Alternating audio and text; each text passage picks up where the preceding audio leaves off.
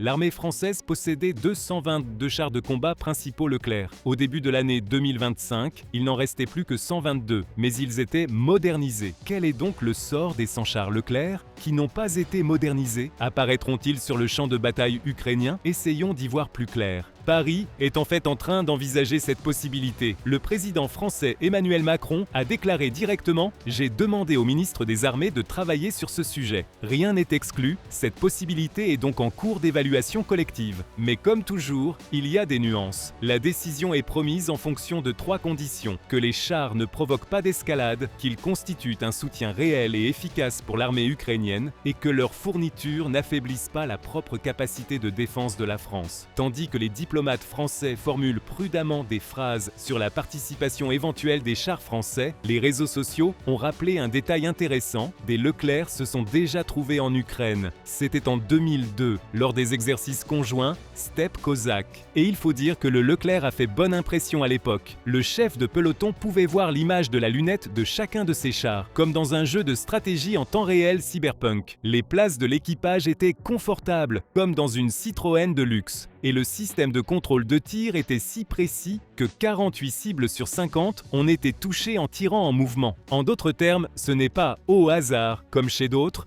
mais un travail de sniper. Mais il y a aussi un côté sombre. Après une marche de 50 km, 4 chars ont demandé de nouveaux freins. Les plaquettes de carbone sont belles, mais délicates. Pour les remplacer, il a fallu retirer le moteur et la transmission. Un autre talon d'Achille est le train de roulement. Les galets en aluminium et les chenilles ne supportaient tout simplement pas le mastodonte de 55 tonnes sur le Tchernozem mou. Ajoutez à cela le fait que le Leclerc ne se ravitaillait alors qu'en kérosène d'aviation jusqu'à 750 litres pour un plein. Et vous obtenez un véhicule de combat qui veut voler mais est forcé de rouler.